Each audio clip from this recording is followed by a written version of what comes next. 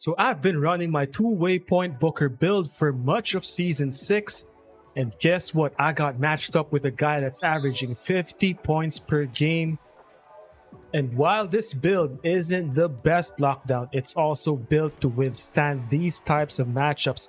But let's see what I can do against a guy that's a system into himself, averaging nearly 50 points per game on nearly 70% field goal shooting from the three-point line and averaging 9 assists per game. So let's see what I can do in this game, showcasing my two-way ability and my offensive tenacity. And just like that, by sharing the ball, moving players around, making sure we're in the right position and spacing appropriately, I get an easy 2 points.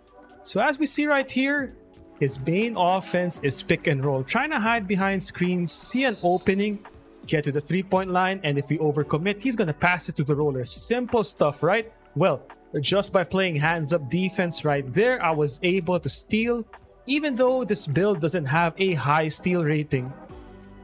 And we get a first taste of what this man's offensive bag looks like. And I'm just out here looking like Stephen A. Smith.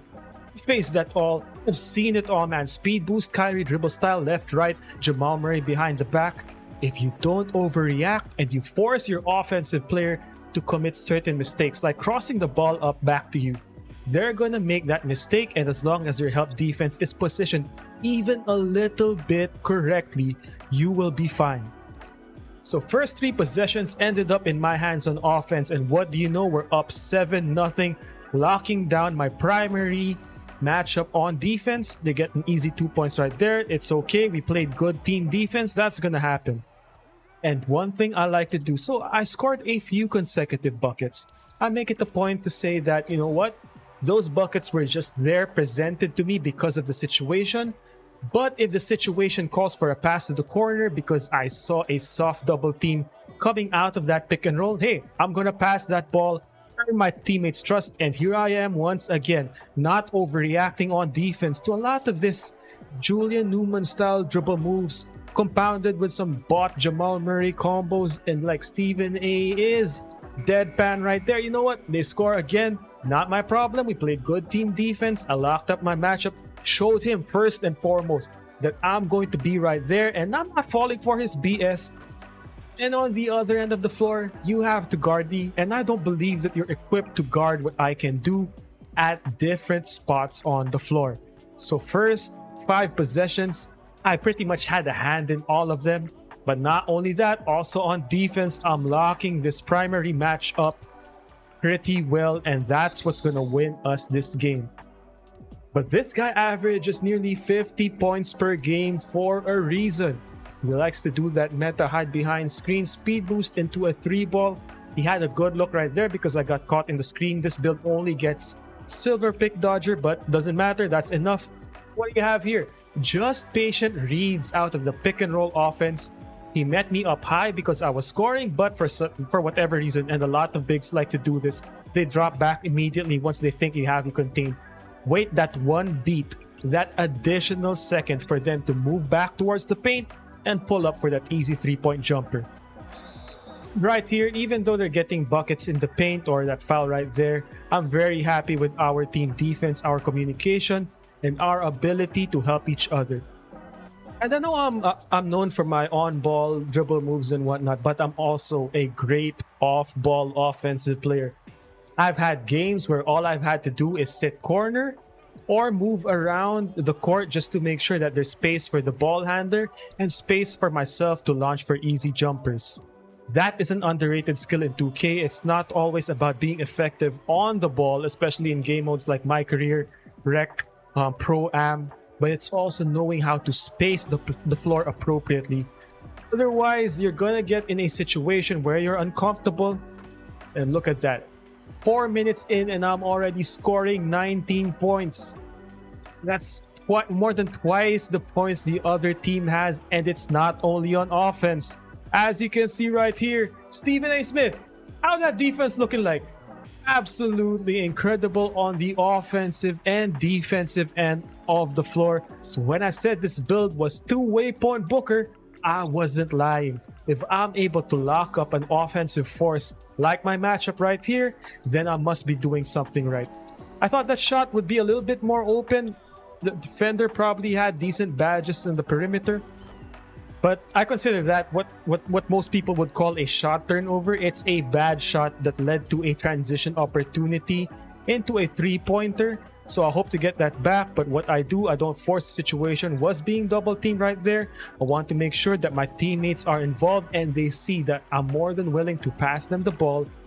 And I'm rewarded right there for my trust in my teammates. We got the three-pointer back. Like I said, no overreactions on defense, but now my teammates are also helping just in case I'm stuck in the screen. And we're already up 27 to 14, 19 points in the first quarter. An excellent start. And a lot of people say, man, I don't like how 2K has become so complicated. The mechanics are so deep. I don't need to learn Street Fighter combos in order to be good at this game. What you're seeing from this gameplay right here is I simplify my game depending on the game mode. If it's rec and I'm playing against other people, I'm not going to overcomplicate the offense by executing a lot of wild dribble moves. But what you're seeing is me simplifying my game, getting to my spots. If I'm double teamed, I pass it to my teammate. Simple offense, efficient, effective, ethical, but we get buckets regardless. And I hope you're seeing what my center is doing right here. I'm not going to be able to contain my matchup 100% of the time because, you know, with averages like that, he's a decent player. What you're going to need is to play great team defense, and that's something that's often overlooked in the rec.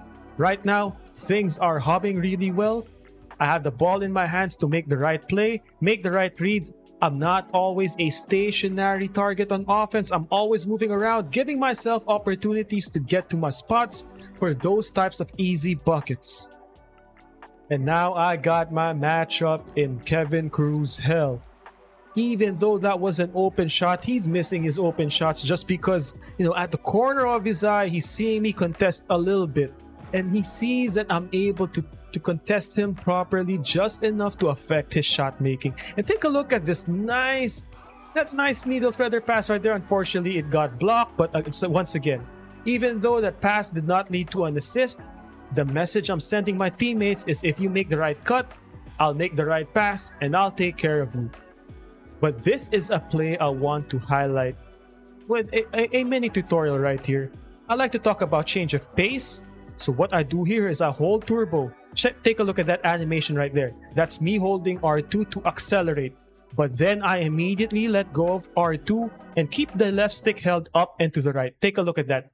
My body is now in a fully standing up and vertical position. That means I released R2, and now all I have to do is push the left stick to the left to execute a left stick crossover. So we're going from a completely turbo accelerating position to letting go turbo to get into that upright position so you can effectively combo with your left stick crossover.